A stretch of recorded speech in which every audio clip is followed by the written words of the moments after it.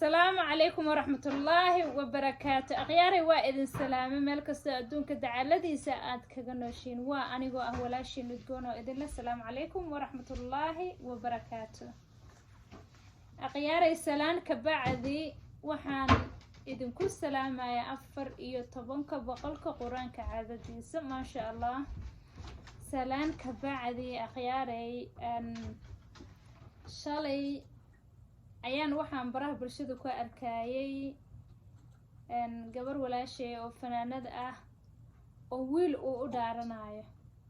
codkii waa diyaariyay balse ma rabo inaan muxuu ahay to codka aan shido sababtoo ay tahay waxa weeyaan codkaas inaan qaato wax idan la dhaho oo aan u haysto inaba ha yaraatee ma jirto ka hadalka aan ka hadlayo laftirkiisa ayaa la isku haystaa sidee camal ah oo aan rabaa inaan uga falceliyo wiilka walaalkay ah waxa weeyaan waxayga waa wacyigelin iyo waana weeyaan maasha allah run ahaantii wiil iyo gabar aad waxaan u jecelnahay wiilka inuu gabdhaha respect gareeyo xushmeeyo inta uu wanaajin karo uu wanaajiyo balse kliigta aan dhageysanayay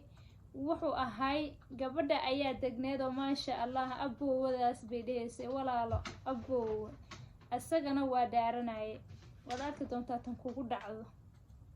inaad wahayga imaadada raaligelisad bay ahayd ee inaad aniga muxuu ahay to aad iga sii daba hadashidba ma ahayn ajiib nin rag ah sakalna halkee la joogaayo la iskugu dhaaranayaa ma UK dhexdeeda la iskugu dhaaranayaa ma qurbaha dhexdiisa la iskugu dhaaranayaa ya subhanallah horta number 1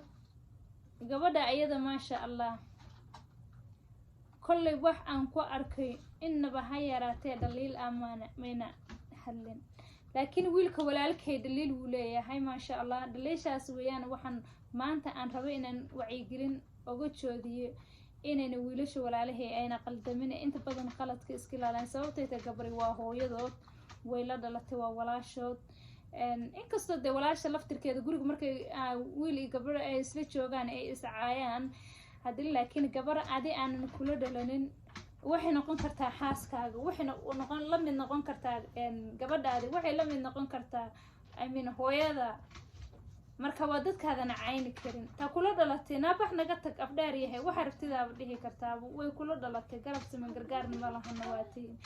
laakiin gabdhaha walaalaha iyaga Soomaaliyeed iyo wiilasha iyaga Soomaaliyeed waxa weeyaan xushmo iyo walaaltinimo ayay kala mudan yihiin waayo waxa dhici karta habaryar bay u noqon kartaa eeday u noqon kartaa xaaskiisa bay noqon kartaa gabadhiisa bay noqon kartaa hooyadii bay noqon kartaa waa imise waa 4 meelood bay ka soo gali kartaa marka gabar sideedaba inuu wiil ka caayo ma noqon karto gabadhana inay wiil ka caayso ma ahan marka mar walba waxa weeyaan in la isxaq dhooro oo la istixgeliyo oo la xushmeeyo xushmada badan waxay leedahay wanaag badan baa kaaga imaanay idin badhaaf baad ka helaysaa maxaa la dhihi jiray ceebahaaga oo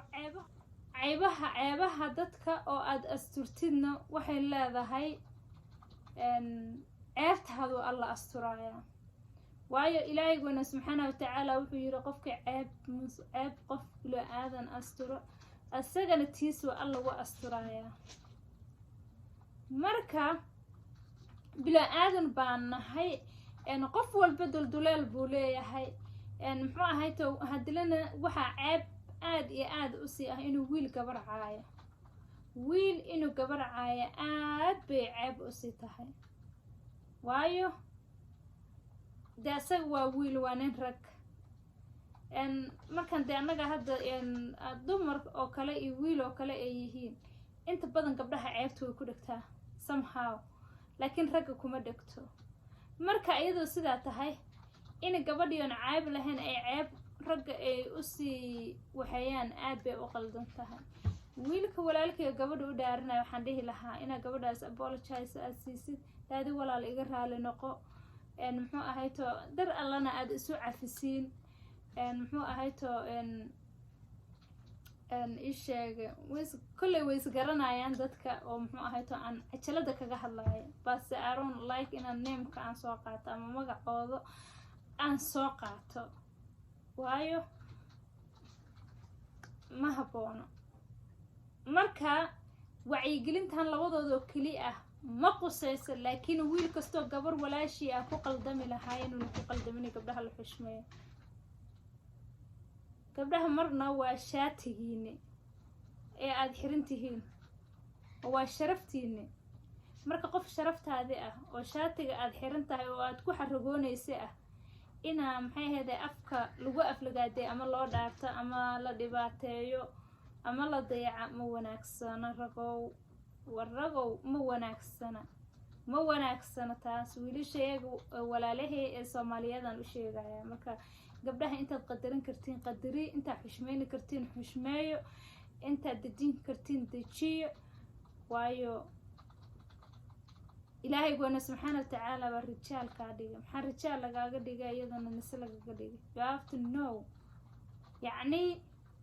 waxa lagaaga dhigay waxaa waaye inaad dulqaada u yeelatid waayo laba indhood bay leedahay waa leedahay san bay leedahay waa leedahay af bay leedahay way leedahay inta ayada haysato oo xibin ah oo jirkeeda ka kooban adna waad haysataa waa haysataa laakiin maxaa ku kala bedelay xigmad ku kala bedelay baa meesha ku jirta anigu afkayga ma marin karaay mana dhigdhigi karaay laakiin xigmada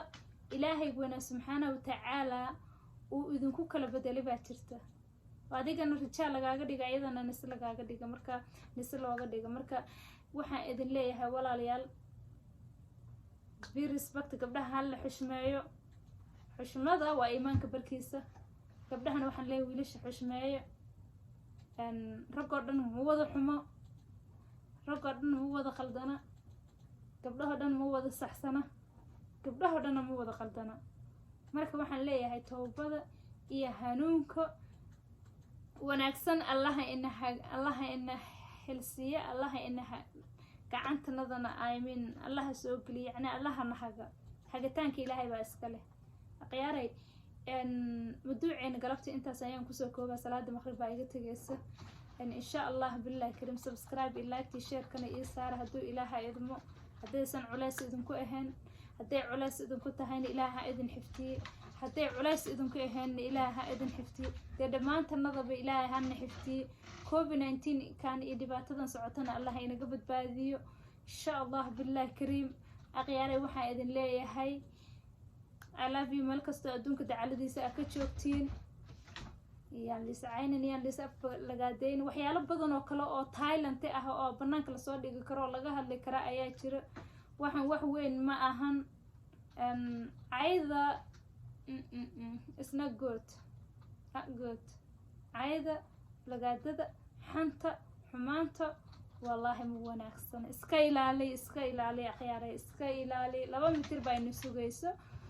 ma fahanteen marka ilaahay go'ayna subxaanahu wa ta'aala jidka toosan allah inagu hanuuniyo oo walba maxay ahayd toobadii taqwada inagu yareed run ahaantii yacni wadan qurbaan joognaa shaqaad ku jirta salaadii baa ka tagaysa waqtiga baa isbedelayo waqtiga tukun jirtay ma waqti kale waqtiyadii baa isbedelayo marka salaadanadii baa qilqil ku jirta cibaadadeenadii baa qilqil ku jirta ilaahay go'ayna subxaanahu wa ta'aala hana hanuuniyo especially dadka iyaga qurbaha ku nool annagii baa yacni taayadii kale waa qaadi la'aan marka dambi kale haddaan ku darsanana dhibkeeda ayay leedahay marka ilaahay hana hanuuni akhyaaray waayo cadaabta weyninka ka badatay ilaahay go'ayna subxaanahu wa ta'aala wuxuu u umay waxa weeyaan wax buu u haayaa shaqada ay qaban lahayd oo u haayaa laakiin ilaahay annaga wuxuu na siiyey maskax iyo aqli aan muxuu ahayto hadduu ilaahay go'ayna subxaanahu wa ta'aala aan dadaalno ilaahay nala garab gala aan kaga badbaadi karno marka intaan taxadiri karno ama aan dadaali karno inaan maxay ahayd dadaalno waa lagama maarmaan waana muhiim waxa idinka kaligiina ama wax aniga kaligay ma ah wax wada dhamaanteena noqoseeyo akhyaaray waxaan idin leeyahay love you assalaamu calaykum waraxmatullaahi wabarakaatuh